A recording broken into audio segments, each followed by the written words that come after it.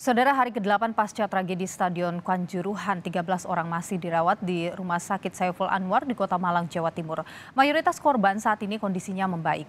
Saat ini sebanyak 6 orang masih dirawat di ruang rawat intensif Rumah Sakit Saiful Anwar, sedangkan pasien lainnya dirawat di ruang perawatan biasa. Hingga hari ini, saudara, sebanyak 37 korban masih dirawat di sejumlah rumah sakit Malang Raya atau di Malang Raya. Pengawasan terus dilakukan untuk pasien, sementara bagi korban yang merasa mengalami gejala susulan diminta untuk segera ke rumah sakit. Informasi terkini, saudara, penanganan pasca tragedi Stadion Kanjuruhan di Malang, Jawa Timur. Kita bergabung dengan jurnalis Kompas TV, Hilda Nusantara di Rumah Sakit Saiful Anwar. Dan juga ada Via Irmar yang berada di Polres Malang, Kabupaten Malang. Saya akan ke Rumah Sakit Saiful Anwar terlebih dahulu. Sudah ada Hilda Nusantara di sana. Hilda, sejauh ini bagaimana kondisi korban yang masih dirawat?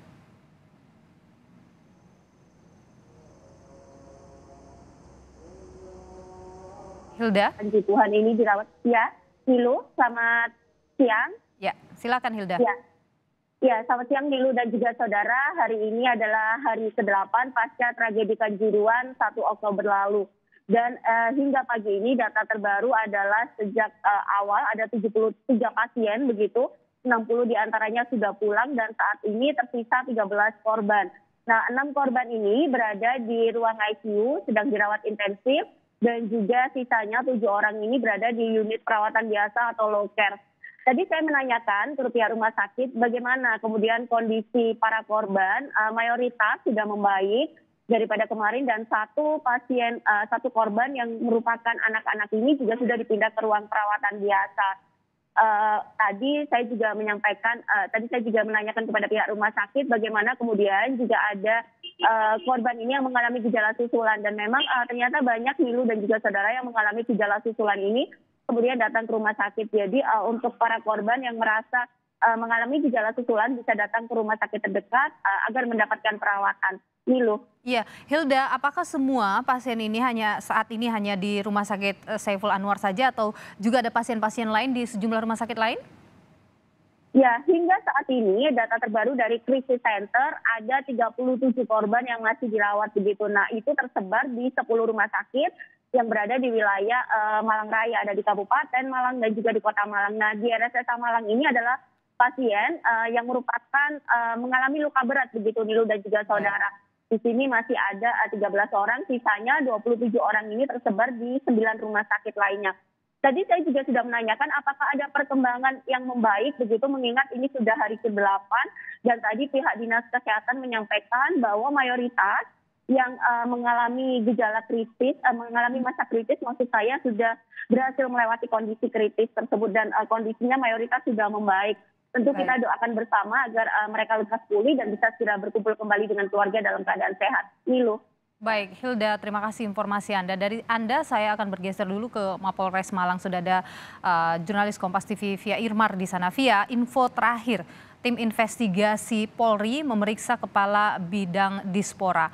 Apa hasilnya, Via? Dan kemudian apa agenda LPSK dan juga TGIPF di Malang hari ini? Baik Nilu dan juga saudara, betul kemarin Polres Kabupaten Malang memanggil dan juga minta keterangan dari petugas dari Dinas Pemuda dan Olahraga Kabupaten Malang, lebih tepatnya adalah Kasubag Sarana dan juga Prasarana Dispora Kabupaten Malang. Ada 2 hal yang disampaikan dalam keterangan yang disampaikan oleh petugas tersebut di ruang Satreskrim Polres Kabupaten Malang. Yang pertama terkait tentang sistem sewa Stadion Kanjuruhan yang kalau kita ketahui bahwa Stadion Kanjuruhan ini dikelola secara langsung oleh Dispora Kabupaten Malang. Jadi dijelaskan bagaimana sistem sewa antara Arema FC dan juga Dispora Kabupaten Malang. Dan pada saat itu Dispora Kabupaten Malang menyatakan bahwa ketika sudah disewa oleh Arema FC, maka artinya seluruh tanggung jawab terutama sarana dan juga prasarana dan seluruh hal-hal yang ada dalam Stadion Kanjuruhan itu menjadi tanggung jawab dari panitia pelaksana selama pertandingan bola tersebut berlangsung, termasuk juga pemegang kunci dari seluruh pintu yang ada di Stadion Kanjuruhan. Ada sekitar 14 pintu atau 14 gate yang ada di stadion tersebut, yang dimana kunci-kunci tersebut sudah diserahkan 5 jam sebelum pertandingan berlangsung. Artinya ketika pertandingan antara Arema FC dan juga Persebaya yang berlangsung sekitar pukul 8 malam, Jadi ini berarti kunci sudah diberikan kepada panitia pelaksana sekitar pukul 3 sore waktu Indonesia Barat. Selain itu juga dari Dispora Kabupaten Malang juga dimintai keterangan terkait tentang CCTV. Ada 32 CCTV di stadion dan dari Dispora Kabupaten Malang menyatakan bahwa seluruh CCTV berfungsi dengan baik selama pertandingan tersebut berlangsung. Bahkan juga setiap rekaman dari setiap gerakan dari seluruh supporter baik itu yang berada di dalam stadion maupun juga yang di luar stadion itu bisa terlihat secara jelas. Seperti itu Nilu dan juga saudara. Kemudian terkait tentang agenda TGIPF dan juga LPSK di Malang, ini kami dari tadi sekitar pukul 9 pagi kami sudah mencoba untuk bertanya apa agenda pada hari ini. Hingga siang hari ini belum ada informasi apapun, tapi yang pasti dari TGIPF kemarin salah satu anggotanya menyatakan bahwa akan terus di Malang dengan waktu yang singkat-singkatnya agar kasus ini bisa terungkap secara tuntas seperti itu. Dan rencananya pada hari ini Nilu dan juga saudara, tim Inavis akan melakukan olah TKP kembali di Stadion Kanjuruhan. Untuk waktunya jam berapa ini kami masih belum mendapatkan informasi terkait hal tersebut. Tapi tentu saja kami berusaha untuk mengupdate dan memberitahukannya kepada Anda. Nilu. Baik, investigasi tragedi Kanjuruhan masih terus dilakukan. Terima kasih atas informasi Anda via Irmar dan juga sebelumnya ada Hilda Nusantara.